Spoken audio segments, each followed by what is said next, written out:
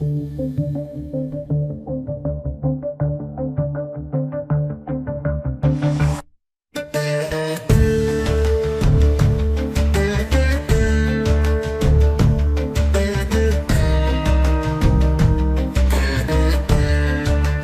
ಹರಿರಚಿಂತ್ಯಃ ಸರ್ವದೇವೈಕವಂದ್ಯಃ ಪರಮಗುರುರಭೀಷ್ಟಾವಾಪ್ತಿದ ಸಜ್ಜನಾನಾಂ ನಿಖಿಲ ಗುಣಗಣಾರ್ಣೋ ನಿತ್ಯ ನಿರ್ಮುಕ್ತದೋಷಃ ಸರಸಿಜನಯನೋಸೌ ಶ್ರೀಪತಿರ್ಮಾನದೋ ನಃ. ಶ್ರೀ ಗುರುಭ್ಯೋ ನಮಃ.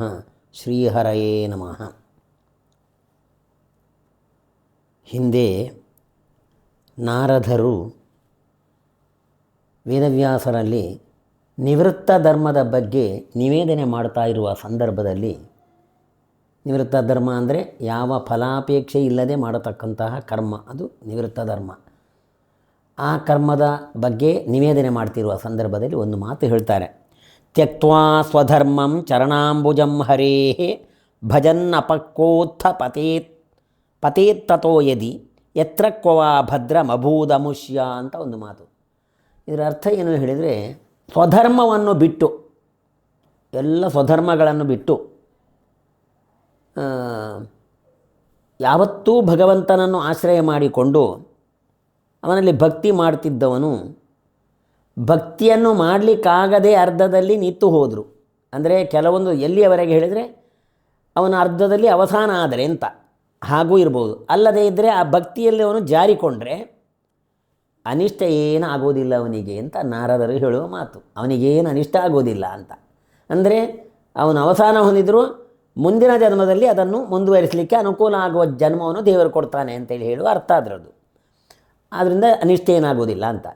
ಇನ್ನು ಅಲ್ಲದೇ ಇದ್ರೆ ಈಗ ಜಾರಿದರೂ ಕೂಡ ಅನಿಷ್ಟ ಫಲ ಏನಿಲ್ಲ, ಮಾಡಿದ್ದಷ್ಟಕ್ಕೆ ಮಹಾಫಲ ಉಂಟು ಅಂಥೇಳಿ ಅರ್ಥ. ಹಾಗಾದರೆ ನಾರದರು ಏನು ಹೇಳಿದ ಹಾಗಾಯಿತು ಹೇಳಿದರೆ, ಸ್ವಧರ್ಮವನ್ನು ತ್ಯಾಗ ಮಾಡಿದರೆ ಅನಿಷ್ಟ ಇಲ್ಲ ಹೇಳಿದ ಹಾಗಾಯಿತು. ಕೃಷ್ಣ ಹೇಳ್ತಾನೆ, ಸ್ವಧರ್ಮವನ್ನು ತ್ಯಾಗ ಮಾಡುವವರಿಗೆ ಬಹಳ ಅನಿಷ್ಟ ಉಂಟು ಅಂತೇಳಿ ಹೇಳ್ತಾನೆ. ಅದು ಸ್ವಧರ್ಮೇ ನಿಧನಂ ಶ್ರೇಯ ಪರಧರ್ಮೋ ಭಯಾವಹ ಅಂತ ಭಗವದ್ಗೀತೆಯಲ್ಲಿ ಕೃಷ್ಣ ಹೇಳಿದ ರೀತಿ ನೋಡಲಿಕ್ಕೆ ಹೋದರೆ, ನಮ್ಮ ಧರ್ಮವನ್ನು ನಾವು ಬಿಡಬಾರದು ಅಂತೇಳಿ ಕೃಷ್ಣನ ಅಭಿಪ್ರಾಯ. ಹಾಗೆ ಕೃಷ್ಣ ಸ್ವಧರ್ಮವನ್ನು ಬಿಡಬಾರದು ಹೇಳ್ತಾನೆ, ನಾರದರು ಸ್ವಧರ್ಮವನ್ನು ಬಿಟ್ಟರೆ ಹಾನಿ ಇಲ್ಲ ಹೇಳ್ತಾರೆ. ಇವನು ಸ್ವಧರ್ಮವನ್ನು ಬಿಟ್ಟರೆ ಒಳಿತಿಲ್ಲ ಹೇಳ್ತಾನೆ ಕೃಷ್ಣ. ಹಾಗಾದರೆ ಪರಸ್ಪರ ವಿರೋಧ ಆಯ್ತಲ್ಲ, ಇದಕ್ಕೆ ಹೇಗೆ ಸಮಾಧಾನ ಹೇಳಿದರೆ, ಮಧ್ವಾಚಾರ್ಯರು ಅದಕ್ಕೆ ಒಳ್ಳೆಯ ಸಮಾಧಾನ ಕೊಟ್ಟಿದ್ದಾರೆ. ನಾರದರು ಸ್ವಧರ್ಮವನ್ನು ಬಿಟ್ಟು ಭಗವಂತನನ್ನು ಆಶ್ರಯ ಮಾಡಿದರೆ ಅನಿಷ್ಟ ಇಲ್ಲ ಹೇಳಿದರೆ ಅಭಿಪ್ರಾಯ ಏನಂದರೆ, ಅಲ್ಲಿ ಸ್ವಧರ್ಮ ಎನ್ನುವ ಪದದಲ್ಲಿ ನಾರದರಿಗೆ ಅಭಿಪ್ರೇತವಾದ ಅರ್ಥ ಯಾವುದು ಹೇಳಿದರೆ ಸಹಜ ಧರ್ಮ ಅಂತ. ಅಂದರೆ ಅಗ್ನಿ ಸುಡುತ್ತದೆ, ಅದು ಅದರ ಸಹಜ ಧರ್ಮ. ನೀರಿನಲ್ಲಿ ಒಂದು ಸ್ವಾದು ಭಾವ ಇರ್ತದೆ, ಅದು ಅದರ ಅಂದರೆ ಸಿಹಿ, ಅದು ಅದರ ಧರ್ಮ. ಹಾಗೆಯೇ ಮನುಷ್ಯರ ಸಹಜ ಧರ್ಮ ಏನು ಹೇಳಿದರೆ, ತನ್ನ ಒಂದು ಸುಖಕ್ಕೋಸ್ಕರ ಸ್ವೇಚ್ಛಾನುಸಾರದಲ್ಲಿ ನಡೆಯುವುದು. ಅಂದರೆ ತಾನು ಸುಖ ಪಡಬೇಕು, ಇನ್ನೊಬ್ಬರಿಗೆ ತೊಂದರೆ ಆದರೂ ಅಡ್ಡಿಲ್ಲ, ನನಗೆ ಸುಖ ಸಿಗಬೇಕು ಅನ್ನುವಂತಹ ಒಂದು ಉದ್ದೇಶದಿಂದ ಪ್ರವೃತ್ತಿ ಮಾಡೋದು ಮನುಷ್ಯನ ಸಹಜ ಧರ್ಮ. ಇದನ್ನು ಬಿಡಬೇಕು ಅಂತ ಹೇಳಿದ್ದು ನಾರದರು. ಸಹಜದ ಸ್ವಾಭಾವಿಕವಾದ ಈ ಮನುಷ್ಯನಿಗೆ ಏನಾದರೂ ಮಾಡಿ ನಾನು ಸುಖಿಯಾಗಿರಬೇಕು, ಯಾರಿಗೇನಾದರೂ ಅಡ್ಡಿಲ್ಲ, ನಾನು ಸುಖಿಯಾಗಿರಬೇಕು ಅನ್ನೋಂಥ ಇದು ಸಹಜ ಧರ್ಮ ಮನುಷ್ಯನದ್ದು. ಅದನ್ನು ಬಿಡಬೇಕು ಹೇಳೋದು. ಸ್ವಾರ್ಥಕ್ಕೋಸ್ಕರ ಏನು, ತನ್ನ ಸುಖಕ್ಕೋಸ್ಕರ ಖುಷಿ ಬಂದ ಹಾಗೆ ವರ್ತಿಸುವ ಧರ್ಮ ಉಂಟಲ್ಲ ಮನುಷ್ಯದು ಸಹಧರ್ಮ, ಅದನ್ನು ಅವನು ಬಿಡಬೇಕು ಅಂಥೇಳಿ ನಾರದರ ಅಭಿಪ್ರಾಯ. ಕೃಷ್ಣನ ಅಭಿಪ್ರಾಯ ಏನು ಹೇಳಿದರೆ, ಒಬ್ಬೊಬ್ಬ ವ್ಯಕ್ತಿಗೆ ಒಂದೊಂದು ಧರ್ಮವನ್ನು, ಒಂದೊಂದು ವರ್ಗದವರಿಗೆ ಒಂದೊಂದು ಧರ್ಮವನ್ನು ದೇವರು ಉಪದೇಶ ಮಾಡಿದ್ದಾನೆ. ಬ್ರಾಹ್ಮಣನಾದವನು ಸ್ವಧರ್ಮ ವಿಪ್ರಸ್ಯ ಜಪೋಪದೇಶವು ಅಂತೇಳಿ ಹೇಳಿದ್ದಾರೆ. ಅವನು ದೇವರನ್ನು ಧ್ಯಾನ ಮಾಡಬೇಕು, ಜಪ ಮಾಡಬೇಕು. ಆಮೇಲೆ ತನಗೆ ತಿಳಿದದನ್ನು ಇನ್ನೊಬ್ಬರಿಗೆ ಹೇಳಿ ದೇವರಲ್ಲಿ ಭಕ್ತಿ ಬರುವ ಹಾಗೆ ಮಾಡಬೇಕು. ಅದು ಅವನ ಧರ್ಮ, ಅದನ್ನು ಅವನು ಬಿಡಬಾರ್ದು. ಇನ್ನು ಕ್ಷತ್ರಿಯನಾದವನು ಸಜ್ಜನರಿಗೆ ಆಗತಕ್ಕ ತೊಂದರೆ ಕೊಡತಕ್ಕಂತಹ ವ್ಯಕ್ತಿಗಳನ್ನು ಸದೆ ಬಡಿಬೇಕು, ಅವರಿಗೆ ತೊಂದರೆ ಇದ್ದದನ್ನು ಪರಿಹಾರ ಮಾಡೋದು ಅವನ ಧರ್ಮ. ಹೀಗೆ ಇದೆಲ್ಲ ಒಂದೊಂದು ವರ್ಗದವರಿಗೆ ಒಂದೊಂದು, ವೈಶ್ಯರಿಗೊಂದು ವೃತ್ತಿ, ಶೂದ್ರರಿಗೊಂದು ವೃತ್ತಿ ಅಂತ ಹೀಗೆ ಎಲ್ಲ ದೇವರು ವಿಭಾಗ ಮಾಡಿ ಕೊಟ್ಟಿದ್ದಾನೆ. ಅದು ಆಯಾಯ ವ್ಯಕ್ತಿಗೆ ಹೇಳಿದ ಧರ್ಮ. ಅದನ್ನು ಅವನು ಬಿಡಬಾರ್ದು. ಅವನಿಗೆ ಈ ವಿಹಿತವಾದ ಧರ್ಮವನ್ನು, ಅದು ವಿಹಿತವಾದ ಧರ್ಮ ಇದು, ಅದು ಸ್ವಧರ್ಮ ಅಂತ ಕೃಷ್ಣನ ಅಭಿಪ್ರಾಯ. ಆ ಸ್ವಧರ್ಮವನ್ನು ಅವನು ಬಿಡಬಾರ್ದು. ಇನ್ನು ನನಗೆ ಅದು ಕಷ್ಟ, ಇನ್ನೊಬ್ಬರ ಧರ್ಮವನ್ನು ನಾನು ಅನುಷ್ಠಾನ ಮಾಡ್ತೇನೆ ಹೇಳಿದರೆ ಅದು ಅವನಿಗೆ ಶ್ರೇಯಸ್ಸು ಕೊಡೋದಿಲ್ಲ ಅಂತ ಕೃಷ್ಣನ ಅಭಿಪ್ರಾಯ. ಹಾಗೆ ಸ್ವಧರ್ಮ ಅಂತೇಳಿ ಹೇಳಿದರೆ ನಮಗೆ ವಿಹಿತವಾದ ಧರ್ಮ, ಅದನ್ನು ನಾವು ಅವಶ್ಯವಾಗಿ ಪಾಲನೆ ಮಾಡಬೇಕು. ಅದನ್ನು ಬಿಟ್ಟರೆ ಅನಿಷ್ಟ ಉಂಟು ಅಂತ ಕೃಷ್ಣನ ಅಭಿಪ್ರಾಯ. ನಾರದರ ಅಭಿಪ್ರಾಯವೂ ಹಾಗೆ, ನಿಷಿದ್ಧ ಏನು ಸ್ವೇಚ್ಛಾಪ್ರವೃತ್ತಿ ಅನ್ನುವ ಸಹಜ ಧರ್ಮವನ್ನು ಬಿಡಬೇಕು ಮತ್ತು ವಿಹಿತವಾದ ಧರ್ಮವನ್ನು ಮಾಡಲೇಬೇಕು ಅಂತೇಳಿ ಅವರದ್ದು ಅಭಿಪ್ರಾಯ. ಆದ್ದರಿಂದ ಈ ವಿರೋಧ ಇಲ್ಲ ಅಂತ ಆಯಿತು. ಹಾಗಾದರೆ ಸಹಜ ಪ್ರವೃತ್ತಿ ಅಂತೇಳಿ ಹೇಳಿದರೆ ನೋಡಿ, ಮನುಷ್ಯನ ಇನ್ನೇನು ಹೇಳಿದರೆ ಯಾರನ್ನು ಕೊಲೆ ಮಾಡಿದ್ರೂ ಅಡ್ಡಿಲ್ಲ. ಇನ್ನು ಚಾರ್ವಾಕ ಮತದಲ್ಲಿ ಒಂದು ಮಾತು ಬರ್ತದೆ, ಏನು ಹೇಳಿದರೆ ಋಣಂಕತ್ವ ಘೃತಂ ಪಿಬೇತ್ ಅಂತ. ನಾವು ಸುಖಿಗಳಾಗಬೇಕು. ಅವನಿಗೆ ಪಾಪ ಪುಣ್ಯದ್ದು ಏನು ಚಿಂತನೆ ಇಲ್ಲ, ಪಾಪ ಪುಣ್ಯ ಅದೆಲ್ಲ ಏನಿಲ್ಲ. ಏನಾದರೂ ಆಗಲಿ ಸಾಲ ಮಾಡಿ ಆದರೂ ತುಪ್ಪ ತಿನ್ನಬೇಕು ಅಂತ, ಅವನಿಗೆ ಹಿಂದೆ ಕೊಡಲಿಕ್ಕಾಗದಿದ್ದರೆ ಅಡ್ಡಿಲ್ಲ. ಹಾಗಾದರೆ ಅವನಿಗೆ ಏನು ತೊಂದರೆ ಆದರೂ ಅಡ್ಡಿಲ್ಲ, ನಾನು ಮಾತ್ರ ಸುಖಿಯಾಗಿರಬೇಕು ಅನ್ನುವಂತಹ ಇದು ಸಹಜ ಪ್ರವೃತ್ತಿ. ಇದನ್ನು ತ್ಯಾಗ ಮಾಡಬೇಕು ಅಂತ ನಾರದರು ಹೇಳಿದ್ದು ಅಂತೇಳಿ ಹೇಳಿ ಇದನ್ನು ಸಮನ್ವಯ ಮಾಡಿ ತೋರಿಸ್ತಾರೆ. ಹಾಗಾದರೆ ಇಂತಹ ಒಂದು ಇವತ್ತಿನ ದಿನದಲ್ಲಿ ಎಲ್ಲ ನಡೆಯುವುದು ಹಾಗೆ, ಯಾರಿಗೇನು ತೊಂದರೆ ಆದರೂ ಅಡ್ಡಿಲ್ಲ, ನಾವು ಸುಖಿಗಳಾಗಿರಬೇಕು ಅಂತ ಖುಷಿ ಬಂದ ಹಾಗೆ. ಎಲ್ಲಿಯವರೆಗೆ ಹೇಳಿದರೆ ಇನ್ನೊಬ್ಬನನ್ನು ಕೊಲೆ ಮಾಡಿ ಆದರೂ ನಾನು ಸಂಪನ್ನನಾಗಬೇಕು, ನಾನು ಒಬ್ಬ ಗಣ್ಯ ವ್ಯಕ್ತಿ ಅಂತ ಜನತೆಯಲ್ಲಿ ಹೇಳಿಸ್ಕೊಳ್ಬೇಕು ಅಂತ. ಅಂದರೆ ತಾನೆಲ್ಲ ಮುಚ್ಚಿಕೊಂಡೇ ಮಾಡತಕ್ಕಂಥ ಅಪರಾಧಗಳು ಅದೆಲ್ಲ ಇದು ಮನುಷ್ಯನ ಸಹಜವಾದ ಧರ್ಮ. ಆ ರೀತಿ ಸ್ವೇಚ್ಛಾಪ್ರವೃತ್ತಿ, ತನ್ನ ಸುಖಕ್ಕೋಸ್ಕರ ಇನ್ನೊಬ್ಬರ ಒಂದು ಸುಖವನ್ನು ಬಲಿ ಕೊಡುವಂತಹ ವಿಚಾರದಲ್ಲಿ ನಾವು ದೂರ ಇರಬೇಕು. ಅದರಿಂದ ಖಂಡಿತ ನಮಗೆ ಒಳ್ಳೆಯದಾಗೋದಿಲ್ಲ ಅನ್ನುವಂಥ ಅಭಿಪ್ರಾಯ ಸ್ಪಷ್ಟವಾಗಿ ಇದರಿಂದ ಆ ವಿರೋಧವನ್ನು ಚೆನ್ನಾಗಿ ಪರಿಹಾರ ಮಾಡಿ ತೋರಿಸಿದ್ದಾರೆ ಆಚಾರ್ಯರು. ಇದಕ್ಕೆ ಆಚಾರ್ಯರು ಹೇಳಿದ್ದು ಈ ಸಮಾಧಾನ ಬೇರೆ ಯಾರೂ ಹೇಳಿಲ್ಲ, ಅಂತಹ ಒಂದು ಒಳ್ಳೆಯ ಸಮಾಧಾನವೂ ಹೇಳಿದ್ದಾರೆ. ಸೋದರ ಇಲ್ಲಿರೋ ಒಂದು ದೊಡ್ಡ ಸಮಸ್ಯೆ ಏನು ಹೇಳಿದರೆ, ನಾರದರು ಭಗವಂತನ ಭಕ್ತರು, ಅವರು ಭಗವಂತನಿಗೆ ವಿರುದ್ಧವಾಗಿ ಹೇಳಿದರು ಅಂತೇಳಿ ಕಾಣಿಸ್ತಾ ನಮಗೆ. ಹಾಗೆ ಅದನ್ನು ಯಾವ ರೀತಿ ಹೇಳಿದರು ಅಂತೇಳಿ ಒಳ್ಳೆಯ ರೀತಿಯಲ್ಲಿ, ಏನು ಸಮಸ್ಯೆ ಬಾರದ ರೀತಿಯಲ್ಲಿ, ಯಾರಿಗೂ ವಿರೋಧ ಇಲ್ಲ, ಆ ರೀತಿಯಲ್ಲಿ ಅದನ್ನು ಪರಿಹಾರ ಮಾಡಿದರು. ಅದರಿಂದ ನಾವು ವಿಹಿತ ಕರ್ಮ ಎನ್ನುವ ಧರ್ಮವನ್ನು ಬಹಳ ಒಂದು ನಿಷ್ಠೆಯಿಂದ ಮಾಡಬೇಕು. ಅದನ್ನು ಯಾವ ರೀತಿಯಲ್ಲಿ, ಯಾವ ಫಲದ ಅಪೇಕ್ಷೆ ಇಲ್ಲದೆ, ಭಗವಂತ ನೀನು ಪ್ರೀತನಾಗು, ನೀನು ಮಾಡಿದ ಉಪಕಾರಕ್ಕೆ ನಾನು ಪ್ರತಿಯಾಗಿ ಏನೇನು ಉಪನಿಷತ್ತಲ್ಲಿ ಒಂದು ಮಾತು ಬರ್ತದೆ, ಬದುಕಿದ್ದಷ್ಟು ದಿನ ಏನು ಕುರ್ವನ್ನೇಹ ಕರ್ಮಾಣಿ ಜಿಜೀವಿಷೇತ್ ಶತಂ ಸಮಾಹ ಅಂತೇಳಿ ಹೇಳಿ ಉಪನಿಷತ್ ಅಂತ ಹೇಳ್ತಾರೆ. 100 ವರ್ಷ ಪರ್ಯಂತ ನಾವು ಬದುಕಲಿಕ್ಕೆ ಅಪೇಕ್ಷೆ ಪಡಬೇಕಂತೆ. ಯಾಕೋಸ್ಕರ ಬದುಕಲಿಕ್ಕೆ ಅಪೇಕ್ಷೆ ಪಡುವುದು ಅಂತ ಹೇಳಿದರೆ, ಧರ್ಮ ಸಾಧನ ಮಾಡಿಕೊಂಡಿರಬೇಕು, ಸಾಧನೆ ಮಾಡಬೇಕು. ಯಾಕೆಂದರೆ ಆತ್ಮೋದ್ಧಾರಕ್ಕೆ ಕಾರಣವಾದ ಸಾಧನೆಗೋಸ್ಕರ ದೇವರು ಈ ಶರೀರವನ್ನು ಕೊಟ್ಟಿದ್ದಾನೆ. ಆ ಸಾಧನೆಗೆ ಇದನ್ನು ಉಪಯೋಗಿಸ್ಕೊಳ್ಬೇಕು. ಆಯುಷ್ಯ ಹೆಚ್ಚಾದ ಹಾಗೆ ಆ ಸಾಧನೆ ಹೆಚ್ಚಾಗ್ತದೆ, ಸಾಧನೆಯಲ್ಲಿ ಪ್ರವೃತ್ತಿಗೊಂಡ್ರೆ.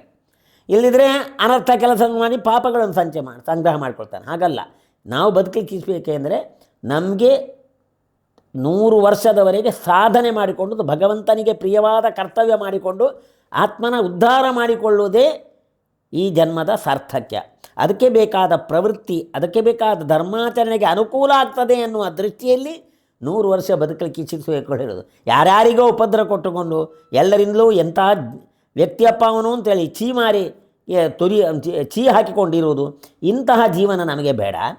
10 ಜನ ಎಷ್ಟು ಒಳ್ಳೆಯ ವ್ಯಕ್ತಿ, ಎಷ್ಟು ಒಳ್ಳೆಯ ವಿಷಯಗಳನ್ನು ನಮಗೆ ತಿಳಿಸ್ತಾನೆ, ಎಷ್ಟು ಸಾತ್ವಿಕ ವ್ಯಕ್ತಿ ಅನ್ನುವಂಥ ಅವನೊಬ್ಬ ಅಂತಹ ವ್ಯಕ್ತಿ ಅವನ ಅವಸಾನ ಆಯ್ತಂದರೆ ಒಳ್ಳೆಯ ವ್ಯಕ್ತಿಯನ್ನು ನಾವು ಕಳ್ಕೊಂಡೆವು ಅಂತ ಪಶ್ಚಾತ್ತಾಪ ಪಡಬೇಕು ಜನ. ಆ ರೀತಿ ನಮ್ಮ ನಡವಳಿಕೆ ಇರಬೇಕು.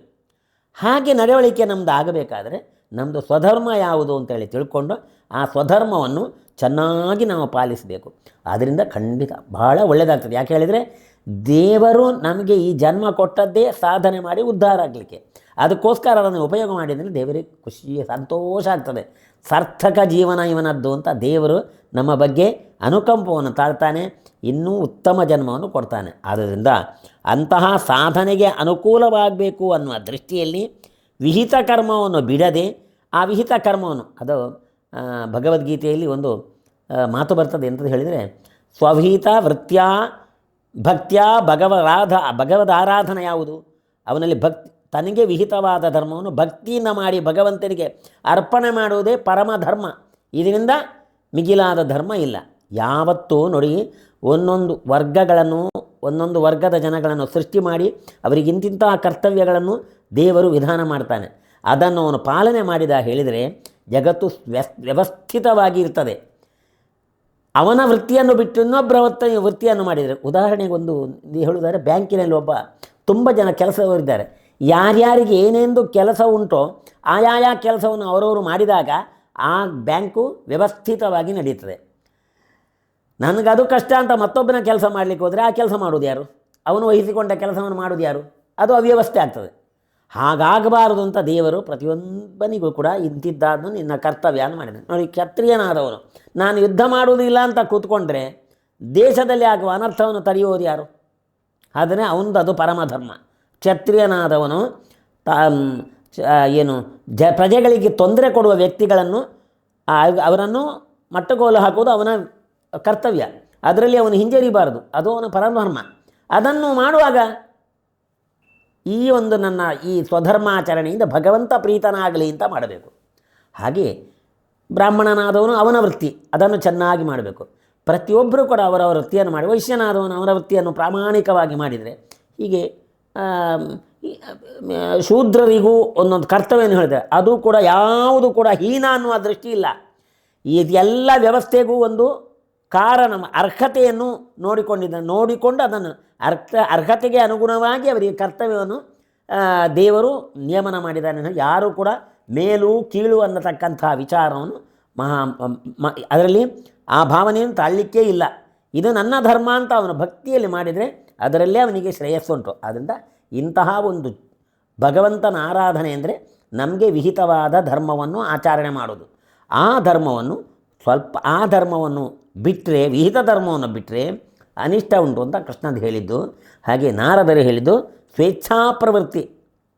ಲೋಕದಲ್ಲಿ ಇವತ್ತು ನಾವು ನೋಡ್ತೇವೆ ಅಂತಹ ಪ್ರವೃತ್ತಿ ಅನ್ನೋದು ಅಂತಹ ಪ್ರವೃತ್ತಿಯನ್ನು ಬಿಡಬೇಕು ಅಂತೇಳಿ ಹೇಳಿದ್ದು. ಅದರಿಂದ ತ್ಯಕ್ತ್ವಾ ಸ್ವಧರ್ಮಂ ಅಂತೇಳಿ ತನ್ನ ಸ್ವಾಭಾವಿಕ ಸಹಜವಾದ ಧರ್ಮವನ್ನು ತ್ಯಾಗ ಮಾಡಿ ಬಿಟ್ಟು ಆ ಒಂದು ಸ್ವಾರ್ಥ ಪ್ರವೃತ್ತಿಯನ್ನು ಬಿಟ್ಟು ಭಗವಂತನನ್ನು ಶರಣು ಹೊಂದಿ, ದೇವರೇ ನಿನಗೆ ಪ್ರೀತಿ ಆಗಬೇಕು ಅಂತ ತನಗೆ ವಿಹಿತವಾದ ಕರ್ಮವನ್ನು ಸರಿಯಾಗಿ ಪಾಲನೆ ಮಾಡಿಕೊಂಡಿದ್ದು ಅದನ್ನು ಭಗವಂತನಿಗೆ ಅರ್ಪಣೆ ಮಾಡುವುದೇ ಅವನು. ಅದರಿಂದ ಹಾಗೆ ಮಾಡ್ತಾ ಬಂದರೆ ಅವನಿಗೆ ಹಾಗೆ ಸಾಧನೆ ಮಾಡುವಾಗ ಅರ್ಧದಲ್ಲೇ ಅವನ ಅವಸಾನ ಆದರೂ ಕೂಡ ಏನು ಅನಿಷ್ಟ ಅವನಿಗಿಲ್ಲ.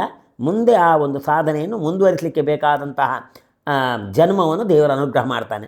ಅಥವಾ ಇಲ್ಲೇ ನಾವು ಜಾರಿ ಬಿದ್ದರೂ ಕೂಡ ನಾವೇನು ಚಿಂತೆ ಮಾಡಬೇಕಾಗಿಲ್ಲ. ಯಾಕೆ ಹೇಳಿದರೆ ಆ ಜಾರಿ ಬಿದ್ದರೂ ಕೂಡ ಅದರಲ್ಲಿ ಅನಿಷ್ಟ ವಿಶೇಷ ಇಲ್ಲ. ಯಾಕೆಂದರೆ ನಾವು ಭಗವಂತನ ಪ್ರೀತಿಗೋಸ್ಕರ ಮಾಡುವ ಕರ್ತವ್ಯ. ಅದರಿಂದ ಏನು ಅನಿಷ್ಟ ಮಾಡಿದ್ದಷ್ಟಕ್ಕೆ ಭಗವಂತನ ಪ್ರೀತ್ಯುದ್ದೇಶದಿಂದ ಮಾಡತಕ್ಕಂಥ ಕರ್ತವ್ಯಕ್ಕೆ ಮಾಡಿದಷ್ಟಕ್ಕೆ ಮಹಾಫಲ ಉಂಟು. ಅದೇ ಭಗವಂತ ಹೇಳ್ತಾನೆ, ಸ್ವಲ್ಪಮಪ್ಯಸ್ಯ ಧರ್ಮಸ್ಯ ತ್ರಾಯತೆ ಮಹತೋ ಭಯಾತ್. ಮಾಡಿದ ಸ್ವಲ್ಪ ಧರ್ಮಕ್ಕೂ ಭಗವಂತನ ಪ್ರೀತಿ ಉದ್ದೇಶದಿಂದ ಮಾಡಿದಂತಹ ಕರ್ತವ್ಯಕ್ಕೆ ಅನಂತ ಫಲ ಉಂಟು. ಅದಕ್ಕೆ ತುಂಬ ಫಲ ಉಂಟು. ನಾವು ಸಕಾಮನೆಯಿಂದ ಮಾಡುವ ಕರ್ಮದಿಂದ ಅನಂತ ಪಟ್ಟು ಫಲ, ನಿಷ್ಕಾಮದಿಂದ ಮಾಡಿದರೆ ಯಾವ ಫಲಾಪೇಕ್ಷೆ ಇಲ್ಲದೆ ಮಾಡದೆ ಭಗವಂತನಿಗೆ ಅರ್ಪಣೆ ಮಾಡಿದಾಗ ವಿಶೇಷವಾಗಿ ಭಗವಂತನ ಪ್ರೀತಿಗೆ ಕಾಣುತ್ತದೆ. ಅಂತಹ ಕರ್ತವ್ಯವನ್ನು ನಾವು ಮಾಡಬೇಕು. ವಿಹಿತ ಧರ್ಮ ಅಥವಾ ಸ್ವಧರ್ಮ ಅಂದರೆ ವಿಹಿತ ಧರ್ಮ. ನಾರದು ಹೇಳಿದ ಸ್ವಧರ್ಮ ಹೇಳಿದರೆ ಸ್ವೇಚ್ಛಾ ಪ್ರವೃತ್ತಿ. ಆ ಸ್ವೇಚ್ಛಾ ಪ್ರವೃತ್ತಿಯನ್ನು ಬಿಡಬೇಕು ಅಂತ ದೇವರು ಹೇಳಿದರು. ಆ ನಾರದರು ಹೇಳಿದರು, ಭಗವಂತ ನಿಮಗೆ ವಿಹಿತವಾದ ಕರ್ತವ್ಯವನ್ನು ನೀವು ಭಗವಂತನ ಆರಾಧನೆ ಅಂತ ಅದನ್ನು ಮಾಡಿ ಅದರಿಂದ ನಿಮಗೆ ಉತ್ತಮ ಶ್ರೇಯಸ್ಸುಂಟು ಅಂತೇಳಿ ಹೇಳಿ ಈ ರೀತಿ ಆ ವಿರೋಧವನ್ನು ಪರಿಹಾರ ಮಾಡಿಕೊಳ್ಬೇಕು ಅಂತೇಳಿ ಆಚಾರ್ಯರು ಈ ವಿರೋಧ ಪರಿಹಾರ ಮಾಡತಕ್ಕಂಥ ಮಾರ್ಗವನ್ನು ನಮಗೆ ಸೂಚನೆ ಮಾಡಿ ದೊಡ್ಡ ಉಪಕಾರ ಮಾಡಿದ್ದಾರೆ. ಇಲ್ಲಾಂದರೆ ಪರಸ್ಪರ ವಿರೋಧ ಬರುವ ಜಾಗದಲ್ಲಿ ನಮಗೆ ಕೃತಿಯಲ್ಲೇ ನಮಗೆ ಅಶ್ರದ್ಧೆ ಬರ್ತದೆ. ಆ ಕೃತಿಯಲ್ಲೇ ಅಶ್ರದ್ಧೆ ಬರ್ತದೆ. ಯಾಕಂದರೆ ಇದು ಪರಸ್ಪರ ವಿರುದ್ಧವಾಗಿ ಹೇಳ್ತಾರೆ, ಇದ್ಯಾಕೆ ನಮಗೆ ಅಂತ ತ್ಯಾಗ ಮಾಡಿಬಿಡ್ತಾರೆ. ಹಾಗಾಗಬಾರದು. ಅದರ ಆ ನಾರದರ ಅಭಿಪ್ರಾಯವನ್ನು ನಮಗೆ ತಿಳಿಸಿ, ನಾರದರು ಮತ್ತು ಭಗವಂತನ ಕೃಷ್ಣನ ಅಭಿಪ್ರಾಯವನ್ನು ತಿಳಿಸಿ ಆ ವಿರೋಧವನ್ನು ಪರಿಹಾರ ಮಾಡಿ ನಮಗೆ ದೊಡ್ಡ ಉಪಕಾರ ಮಾಡಿದ್ದಾರೆ. ಆದ್ದರಿಂದ ನಮಗೆ ವಿಹಿತವಾದ ಧರ್ಮವನ್ನು ಭಕ್ತಿ ಶ್ರದ್ಧೆಯಿಂದ ಮಾಡಿ ಭಗವಂತನಿಗೆ ನಾವು ಅರ್ಪಣೆ ಮಾಡಬೇಕು. ಆಗಲೇ ನಮಗೆ ವಿಶೇಷವಾಗಿ ಭಗವಂತನ ಅನುಗ್ರಹ ಆಗ್ತದೆ. ಅಂತಹ ಧರ್ಮಾಚರಣೆಯಿಂದ ಸ್ವಲ್ಪ ಜಾರಿ ಬಿದ್ದರೂ ಕೂಡ ನಮಗೇನು ಅನರ್ಥ ಇಲ್ಲ ಅನ್ನುವಂತಹ ವಿಚಾರವನ್ನು ನಮಗೆ ತಿಳಿಸಿದ್ದಾರೆ. ಈ ರೀತಿಯಾಗಿ ವಿರೋಧವನ್ನು ಪರಿಹಾರ ಮಾಡಿದ್ದನ್ನು ನಾವು ತಿಳ್ಕೊಂಡು ಆ ವಿಹಿತ ಕರ್ಮಗಳನ್ನು ನಾವು ಅನುಷ್ಠಾನ ಮಾಡಬೇಕು. ಸ್ವಾಭಾವಿಕವಾಗಿ ನಮ್ಮಲ್ಲಿ ಏನು ಸಹಜ ಧರ್ಮ ಅಂತ ಇವರು ಆಚಾರ್ಯ ನಮಗೆ ಸೂಚನೆ ಮಾಡಿದ ಇನ್ನೊಬ್ಬರಿಗೆ ಅನಿಷ್ಟವನ್ನು ಕೊಡತಕ್ಕಂತಹ ಆ ಧರ್ಮವನ್ನು ನಾವು ತ್ಯಾಗ ಮಾಡಬೇಕು ಅನ್ನತಕ್ಕ ವಿಚಾರವನ್ನು ನಮಗೆ ತಿಳಿಸಿ ಉಪಕಾರ ಮಾಡಿದ್ದಾರೆ ಅಂತ ಇವತ್ತಿನ 2 ಮಾತುಗಳನ್ನು ದೇವರಿಗೆ ಅರ್ಪಣೆ ಮಾಡ್ತೇನೆ. ಶ್ರೀಕೃಷ್ಣ ಅರ್ಪಣಮಸ್ತು. ಅತ್ಯಾಧುನಿಕ ಸುದ್ದಿ ಅಪ್ಡೇಟ್ಗಳು ಮತ್ತು ಮುಖ್ಯವಾದ ವಿಷಯಗಳನ್ನು ತಿಳಿಯಲು NP ನ್ಯೂಸ್ ಯೂಟ್ಯೂಬ್ ಚಾನಲ್ ಅನ್ನು ಸಬ್ಸ್ಕ್ರೈಬ್ ಮಾಡಿ.